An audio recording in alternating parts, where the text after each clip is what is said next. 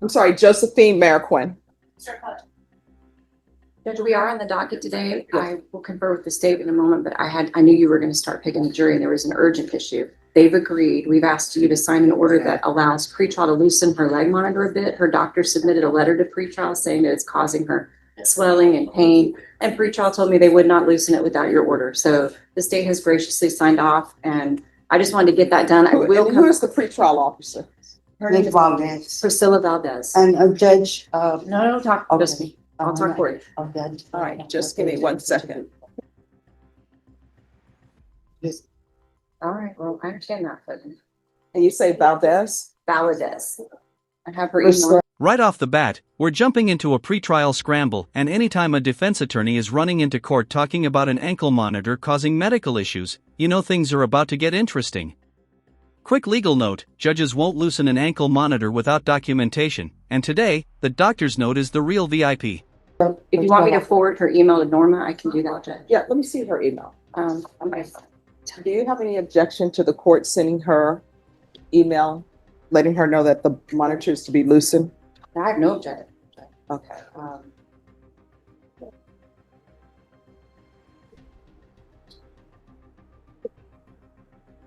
Priscilla, P-R-I. Oh, just 1 second. It's probably best that I just see. Yes, I understand what you're saying. Ain't no problem. And I apologize, I left my jacket in the 379th, but when they said you were about to pick a jury, I just ran over here. Oh, no problem. Okay. Wait a minute. Not the first time I've had issue with this particular pretrial on a case.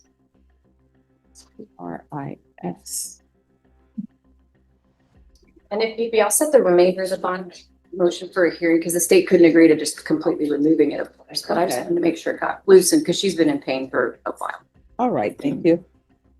And I'll come back and confirm. All right, thank you. Thank you, Judge. You still have it. Thank you so much. I'll be back to confirm. I believe today was our plea deadline. We signed the discovery acknowledgement. She's rejected the plea, so we'll need to set it for. All right. So do you want a jury trial or a bench trial? If you come to me for a bench trial, if the state proves its case beyond a Pause, did you catch that? The judge immediately asks, who is the pretrial officer? Anytime a judge starts by identifying the person responsible, it usually means someone's about to get a very direct email. This is courtroom accountability in real time. Have you ever seen a judge personally email pretrial? Rare. reasonable doubt, I'm going to find you guilty. If they don't, I'm not going for excuse me, I'm not going for a jury trial. I just need time because I have all my stuff in the storage, Your Honor, and I haven't taken nothing else because of the monitor, and I understand. no. So here's the thing. Today is your plea deadline date. So these are your only choices. Either you're entering into an agreement with the state today, or either this is being set for a jury trial or a bench trial. A jury trial, what happens is 12 people sit in the box. The state presents their evidence. Either a jury, if they can come to an agreement, they'll either find you guilty or not guilty, or say we can't reach an agreement. If you decide to do a bench trial, that means that I will hear it or another judge will hear it.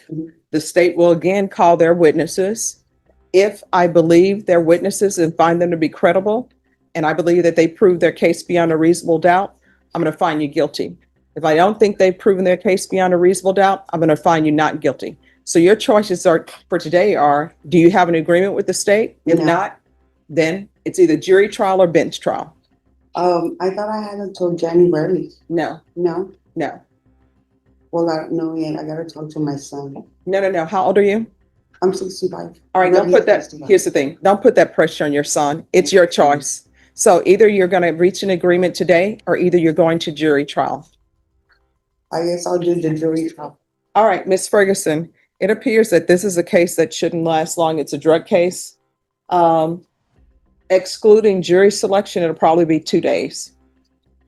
This is where a lot of defendants get blindsided, the plea deadline. It's not a suggestion, it's a line in stone. And when the judge says, today is the last day, she means it. Notice how the defendant thinks she has until January? Nope. Criminal court runs on strict calendars. When that deadline hits, all deals vanish. So your plea deadline date has expired. The court will not consider any plea bargain agreements with that good cause. Otherwise, you have to plea open to the court. Do you understand? That's fine. What date? All right, your jury trial date is going to be September 9th. Once you sign the reset form, you're excused. Just have a seat and your attorney will bring the reset form to you. Thank you. Welcome. And counsel, it shows that the recipient read that email, so everything should be fine. You're welcome. You're welcome. You have a subpoena, which you told me you have a subpoena. What's going to end up happening is the state, they can file legal documents to have you attached. What does attachment mean? That means that an officer or some member of law enforcement will go pick you up wherever you may be and bring you in to testify. Do you understand? So they're going to call you, let you know where you need to be and when you need to be for your testimony, and you need to make sure you're here. All right. So do you have any intention of not appearing? All right. Is there any question you have for me about subpoenas and what they mean? All right. So you've been subpoenaed as a witness. That means that you have to appear. That's a legal document, and there are consequences for not appearing when you've received service. Do you understand? All right. Thank you.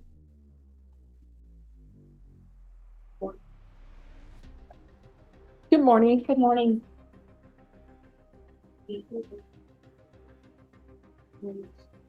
All right, the court is calling 2017 CR 3456W, State versus Katrina Goodwin. Can I have parties announce? Duffy Pitlock for the state of Texas, Your Honor. Todd Barnhart, Ms. Goodwin. And are you Ms. Goodwin? Yes.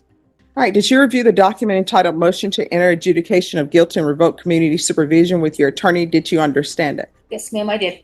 Are you the same Katrina Goodwin who was placed on deferred adjudication in 2017 CR 3456W for the offense of theft of property less than $200,000 on May 15, 2017 for a period of 5 years and extended for a total of 5 years? Is that you? Yes, Judge, that was me. All right, state. Yes, Judge. State is alleging that violation of condition number 2 on or about the 6th day of January 2025 in Bexar County, Texas, the defendant, Katrina Goodwin, did then and there illegally use a controlled substance, namely amphetamines, in violation of condition number 2. How do you plead to that? True or not true? True, Your Honor. The state will waive and abandon the remaining violation, Your Honor. No objection, Your Honor. Just one moment.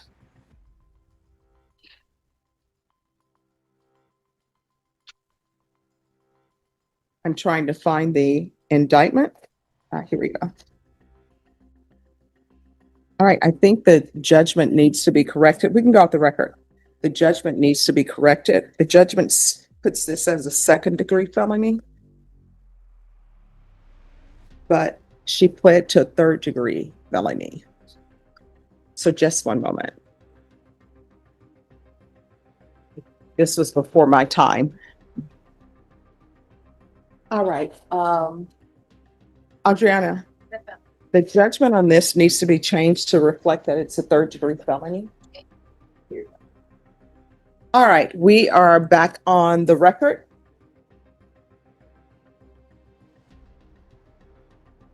So you entered a plea of true to violation of condition number 2.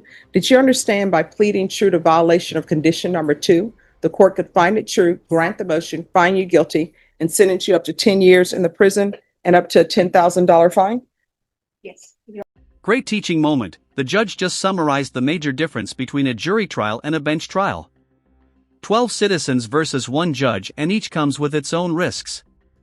A jury brings emotion, unpredictability, but also opportunity. A judge? Cold application of law. Which would you choose in a drug case? Knowing that, do you still wish to plead true to violation of condition number 2? Court will find violation of condition number 2 true. Is there a proposed agreement? There is, Judge. Yes. That agreement is to continue probationer on probation, but the state is recommending, in line with the probation's recommendation, a 1-year extension, weekly reporting, and weekly UAs for the first 30 days. All right, thank you. Yes, Judge. All right, so Ms. Goodwin, I don't think you're a good candidate for probation.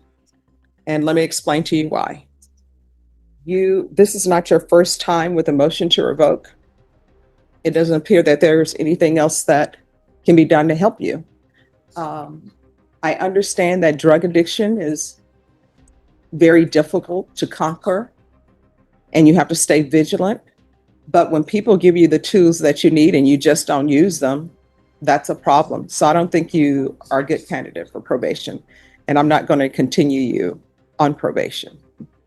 So I'm going to grant the motion,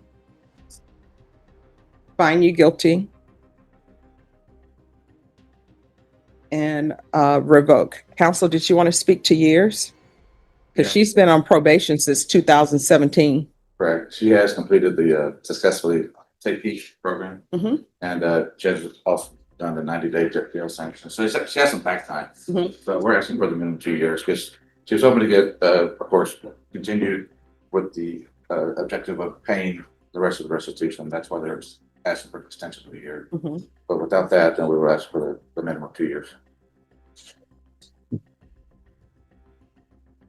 And probation, what's the amount of restitution? The amount of restitution at this time is $6,977.11. And who does that restitution go to? All right, the court, as previously stated, is going to grant the motion, revoke, find you guilty, give you credit for any time served, credit for any time in any successful completion of inpatient treatment. There's to be restitution of $6,970. Oof. When a judge starts with, "I don't think you're a good candidate for probation," that's the courtroom equivalent of, "We need to talk." This is where years of leniency run out. And you can feel the tension. Even the defense attorney tries one last push for the minimum sentence. But watch the judge's tone, she's already decided. $7.11 to U-Haul. The therapeutic community, the court will sentence you to 4 years in the prison. Did you review the document entitled Trial Court Certification of Defendant's Rights to Appeal with your attorney? And did you sign it? Yes.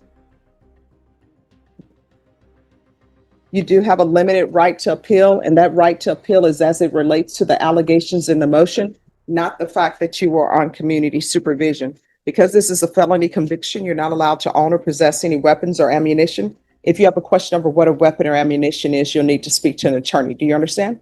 Yes, ma'am, I do. All right, we can go off the record. Here's the thing. We can only do so much, right? The therapeutic community is a good program, but you're going to have to request it. I have no jurisdiction to force them to place you in the program. Once you're released from prison, if you can't find a place that can help with your drug addictions, if I'm still here, you can come back here and I'll find a place for you, okay? All right, good luck to you. Thank you. You're welcome. Very huge. Yes. And here it is, the hammer drops. 4 years. Not the minimum, not an extension, the full revocation. But the judge adds something important: once the defendant gets out, she can come back for help if she needs rehabilitation programs. That's a rare blend of firmness and compassion. What do you think, tough but fair, or too harsh?